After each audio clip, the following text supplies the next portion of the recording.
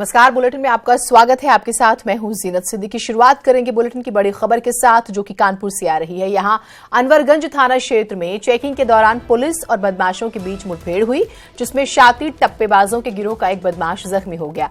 वांछित घायल बदमाश गोविंदा पर 25,000 का इनाम घोषित है। घायल बदमाश से एक असलहा, कारतूस और बाइक बरामद हुई है। बदमाश गोविंदा महाराष्ट्र के नांदेड़ का रहने वाला है। हालांकि इस मुठभेड़ में गोविंदा का एक साथी भागने में कामयाब रहा, जिसके लिए कॉम्बिंग की जा रही है।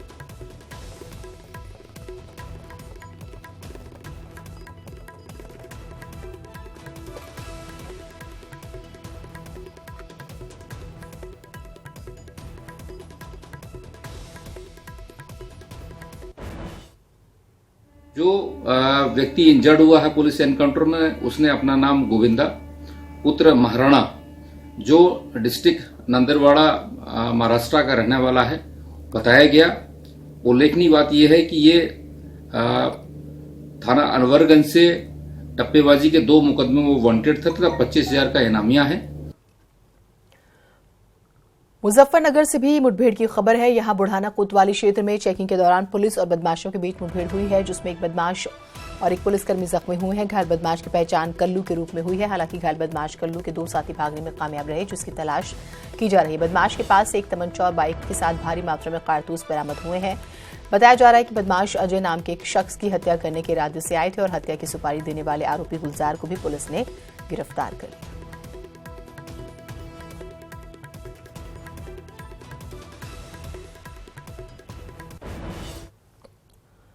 बड़ी खबर लखनऊ से आ रही है। यूएन के ह्यूमन राइट्स कमीशन में यूपी की मुठभेड़ों पर रिपोर्ट। 4 मानवाधिकार कार्यकर्ताओं ने यूएनएचआरसी को सौंपी है रिपोर्ट। उत्तर प्रदेश में हो रहे एनकाउंटर्स पर चिंता जाहिर की है। रिपोर्ट में 59 एनकाउंटर पर सवाल उठाए गए हैं। 15 एनकाउंटर पर विशेषज्ञों ने भारत सरकार को रिपोर्ट भेजी है। 15 एनकाउंटर में गरीब मुसलमानों को निशाना बनाने का आरोप है। सुप्रीम कोर्ट में भी 14 जनवरी को इन एनकाउंटर्स पर सुनवाई। आपराधिक मामलों की जांच में सुप्रीम कोर्ट की गाइडलाइंस का पालन न होने का आरोप है। पीड़ितों के परिजनों, मानवाधिकार कार्यकर्ताओं को धमकाने का भी आरोप लगा है। ऋषभ मणि त्रिपाठी हमारे साथ, हमारे सहयोगी जुड़े हुए हैं। ऋषभ, यूं तो एनकाउंटर्स हमेशा से सवालों में रहे हैं और यहाँ पर आंकड़ों के साथ जो है शरण ली गई है, क्या कुछ और जानकारी है इसमें? जी ना, देखिए, उत्तर प्रदेश सरकार हो या उत्तर प्रदेश पुलिस हो, बीते काफी समय से वो कानून व्यवस्था और अपराध नियंत्रण को लेकर अपनी पीठ थपथपाती रहती है और क्रेडिट देती है अपनी जो अघोषित एनकाउंटर पॉलिसी है। अभी तक इस एनकाउंटर में 72 लोग मारे जा चुके हैं, लेकिन यूनाइटेड नेशंस का जो ह्यूमन राइट कमीशन है, उसके कुछ स्वतंत्र कार्यकर्ता होते हैं, एक्सपर्ट होते हैं। ऐसे 4 एक्सपर्ट्स ने अपनी report United Nations human right commission को सौंपी है, जिसमें उन्होंने 59 एनकाउंटर्स का जिक्र किया। खास तौर से 15 एनकाउंटर्स को अंडरलाइन किया है कि जिसमें वो ये लोग मारे गए हैं जो गरीब है, मुस्लिम है, जिनका कोई बहुत बड़ा आपराधिक इतिहास नहीं है। तो उन्होंने उस एनकाउंटर्स के ऊपर उंगली उठाई है और साथ ही ये भी कहा है कि पीड़ित के जो परिजन हैं या जो मानवाधिकार कार्यकर्ता हैं, डिफेंडर्स हैं, उनको भी पुलिस धमकाती है, जिसके ऊपर यूएन की ओर से इंडियन गवर्नमेंट को भी लिखा गया है और उनसे एक रिपोर्ट भी मांगी गई है। और मैं बता दूं कि एक सामाजिक संस्था की ओर से सुप्रीम कोर्ट में भी उत्तर प्रदेश के एनकाउंटर्स के खिलाफ एक याचिका दाखिल की गई, जिसमें 14 जनवरी को सुनवाई भी होनी है। तो कुल मिलाकर उत्तर प्रदेश की जो अघोषित एनकाउंटर पॉलिसी थी, वो अब यूनाइटेड नेशंस तक पहुंच चुकी है और अब जवाब देना पड़ सकता है उत्तर सरकार को भी और इंडियन गवर्नमेंट को भी। बहुत शुक्रिया आपका तमाम जानकारियों के लिए। और ये अपने आप में बहुत बड़ी बात है कि यूनाइटेड नेशंस तक पहुंच जाएं और अब एक अलग ही तरह की जांच जो है वो शुरू होगी। मुजफ्फरनगर में पुलिस और बदमाशों के बीच मुठभेड़ हुई, जिसमें एक बदमाश गोली लगने से जख्मी हो गया, जिसे पुलिस ने गिरफ्तार कर लिया। इससे पहले पुलिस ने बाइक सवार 3 बदमाशों को रोकने के लिए बोला था, लेकिन बदमाश रुके नहीं और पुलिस पर फायरिंग कर दी। इसके बाद बचाव में पुलिस की फायरिंग में एक बदमाश जख्मी हो गया। हालांकि 2 बदमाश भागने में कामयाब रहे, जिनकी तलाश की जा रही है। खबरें ये हैं कि तीनों बदमाश एक कारोबारी से लूट की वारदात को अंजाम देने के लिए जा रहे थे।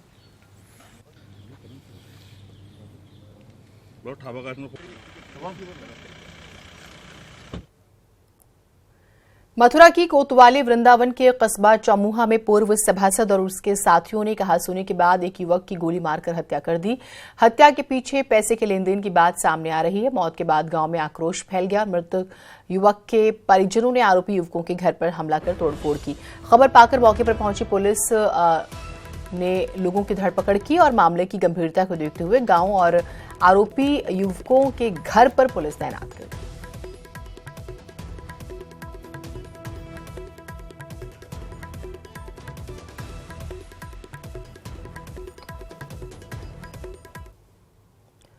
उधर मुगलसराय में पुलिस ने 5,20,000 रुपए के नकली नोटों के साथ एक युवक को गिरफ्तार किया है। बरामद सभी नोट जो है वो 2-2 हजार रुपए के हैं। नोटों की इस खेप को लेकर ये युवक पश्चिम बंगाल के मालदह से पुणे जा रहा था कि बीच रास्ते मुगलसराय में पुलिस द्वारा दबोच लिया गया। श्याम बाबू नाम का ये युवक बिहार के पटना का रहने वाला है। पुलिस ने उसे गिरफ्तार कर जेल भेज दिया और आगे की कार्रवाई में जुट गई है। एटीएस वाराणसी की टीम को मिली खबर के बाद टीम ने मुगलसराय कोतवाली पुलिस से संपर्क किया और ज्वाइंट ऑपरेशन में इस युवक को डीडीयू रेलवे स्टेशन के पास दबोच लिया। एटीएस और चंदौली पुलिस की टीम अब नकली नोटों के इन सौदागरों के जाल को तोड़ने में जुट गई है।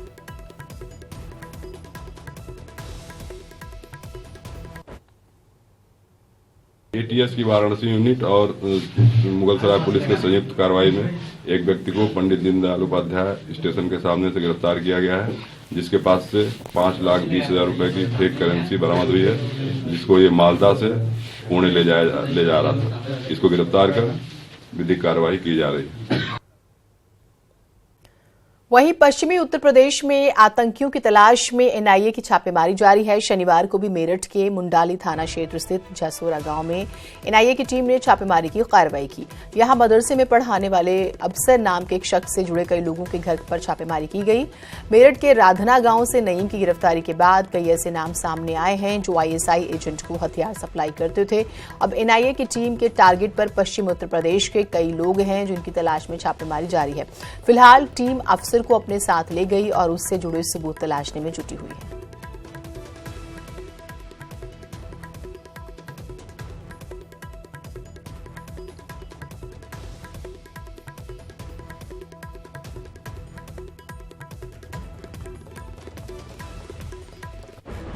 तो अफसर नाम के शख्स को एनआईए की टीम साथ ले गई और जब से जो है पुलिस एक इंटरनली अगर हम देखें तो एक इन्वेस्टिगेशन जो है होती रहती है और आतंकी खासतौर से पश्चिमी यूपी में ऐसे कई नाम आए हैं सामने और उसके बाद से इस तरह के ऑपरेशंस ज्यादा बढ़ा दिए गए हैं और तलाश जो है आतंकियों की जारी है।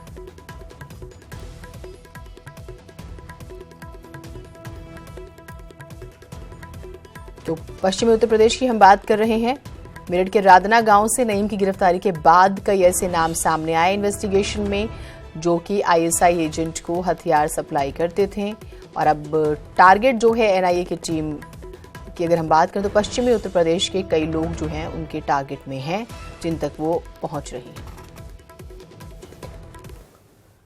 मुख्यमंत्री योगी आदित्यनाथ की बात करते हैं। 2 दिवसीय गोरखपुर दौरा आज है। दोपहर बाद गोरखपुर एयरपोर्ट पहुंचेंगे मुख्यमंत्री योगी। गोरखपुर महोत्सव में समापन कार्यक्रम में वो शिरकत करेंगे। मुख्यमंत्री योगी गोरखनाथ मंदिर में रात्रि विश्राम करेंगे। विश्वविद्यालय में आयोजित ओडीओपी कार्यक्रम में वो शिरकत करेंगे।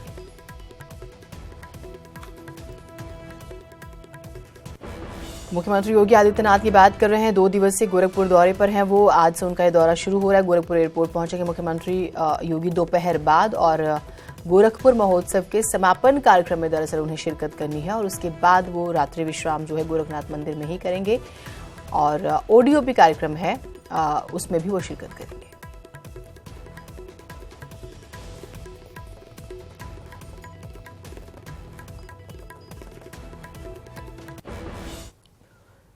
उधर यूपी में आखिरकार एसपी और बीएसपी के बीच गठबंधन हो गया। बीएसपी सुप्रीमो मायावती और एसपी अध्यक्ष अखिलेश यादव ने 7 प्रेस कॉन्फ्रेंस की जहां दोनों पार्टियों ने 38 सीटों पर लोकसभा चुनाव लड़ने का ऐलान किया। इस दौरान मायावती ने कहा है कि 2 सीट कांग्रेस के लिए छोड़ी जाएंगी जिसमें रायबरेली और अमेठी लोकसभा की सीट शामिल हैं, जबकि 2 सीट सहयोगी पार्टियों के लिए छोड़ी जाएंगी। दोनों ने इस दौरान बीजेपी पर जमकर हमला बोला और दावा किया है कि लोकसभा चुनाव में गठबंधन बीजेपी को सबक सिखाएगा। अब सवाल यह है कि क्या यूपी में माया अखिलेश का गठजोड़ देश की सियासी तस्वीर बदल सकता है? यूपी का ये गठबंधन बीजेपी के जीत वाले मिशन को कैसे प्रभावित करेगा और इसका क्या कुछ असर देश की सियासत पर पड़ सकता है? रिपोर्ट। यूपी में 25 साल बाद एसपी बीएसपी वाला गठबंधन क्या 1993 वाला परिणाम दे पाएगी जोड़ी? बीजेपी के मिशन की बड़ी सियासी अड़चन। लोकसभा चुनाव के ऐन पहले देश की सबसे बड़ी सियासी घटना देश के सबसे अहम सूबे यूपी से आई। आम चुनाव में पूरे जन संतोष वाला चुनावी गठबंधन करके ये चुनाव लड़ने का फैसला किया है। दिल्ली में जब बीजेपी के दिग्गज नेता 2019 में जीत का मंत्र तलाश रहे थे, तब यूपी से आती बुआ बबुआ के गठजोड़ की खबर से उनकी चिंता बढ़ती दिखी। गठबंधन गठबंधन गठबंधन, क्या है गठबंधन? मैं आपको बताना चाहता हूं, एक गठबंधन ढकोसला है, कुछ नहीं। 2014 में पूर्ण बहुमत वाली देश की पहली गैर कांग्रेसी सरकार बनाने वाली बीजेपी के नेताओं के लिए आखिर ये गठबंधन इतना अहम क्यों है? दरअसल 543 लोकसभा सीटों में 80 सीटें यूपी से आती हैं और इन 80 सीटों में से 73 सीटें जीतकर 2014 में बीजेपी जीत की सुनामी लाने में सफल रही थी। लेकिन आखिर माया अखिलेश की जोड़ी से बीजेपी को इतनी चिंता क्यों हो गई? तो इसका सीधा जवाब छिपा है 2014 में लोकसभा चुनाव के वोट प्रतिशत में। अपना दल के साथ मिलकर चुनाव लड़ने वाली बीजेपी को 2014 के चुनाव में 43.6% वोट मिले थे। तो अलग अलग चुनाव लड़ने वाली एसपी और बीएसपी के 2014 के वोट प्रतिशत को अगर मिला दें तो ये 42.12% तक पहुंचता है। 2014 में इस वोट प्रतिशत और बिखरे विपक्ष ने बीजेपी के खाते में 73 सीटें डाली थीं, तो कांग्रेस को 2 और एसपी को 5 सीटें मिली थीं, जबकि बीएसपी की झोली खाली रह गई थी। लेकिन 2017 में लोकसभा के उपचुनाव में जब एसपी और बीएसपी ने हाथ मिलाए तो गोरखपुर, फूलपुर और कैराना की अहम सीटों पर बीजेपी को करारी हार मिली। और यही वो चुनाव परिणाम है जो एसपी बीएसपी गठबंधन के बाद बीजेपी के लिए 2019 के लोकसभा चुनाव के लिए परेशानी का सबब बनता दिख रहा है। क्योंकि 2014 के वोट प्रतिशत के आधार पर देखें तो एसपी बीएसपी गठबंधन 41 सीटों पर बीजेपी से आगे रहा। यानी अगर 2019 में भी 2014 की ही तरह मतदान हुआ तो बीजेपी को 41 सीटों का नुकसान हो सकता है। और इस हालत में बीजेपी 2014 की 73 सीटों की जगह 2019 में 30 से 32 सीटों पर सिमट सकती है। राजस्थान, एमपी और छत्तीसगढ़ में सरकार गंवाने के बाद बीजेपी को इन राज्यों से लोकसभा की कम सीटें मिलने का अनुमान है और यूपी में 40 के करीब कम सीटें मिलना बीजेपी के लिए बड़ा झटका हो सकता है। यानी तय है कि यूपी का एसपी बीएसपी गठबंधन बीजेपी के मिशन 2019 के लिए सबसे बड़ी सियासी अड़चन है।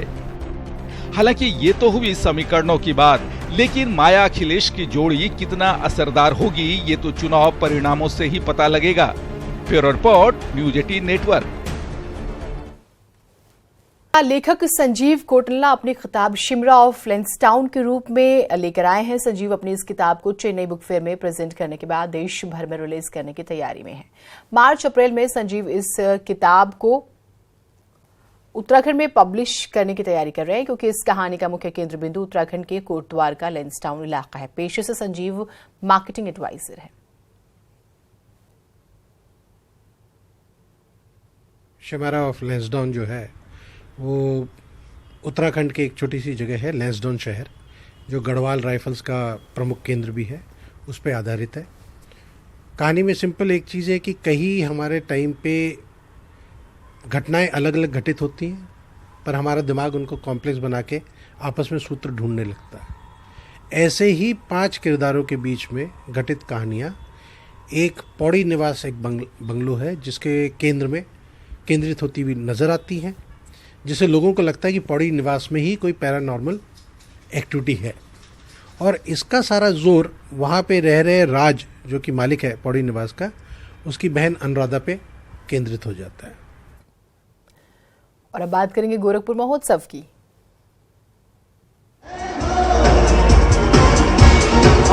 जय हो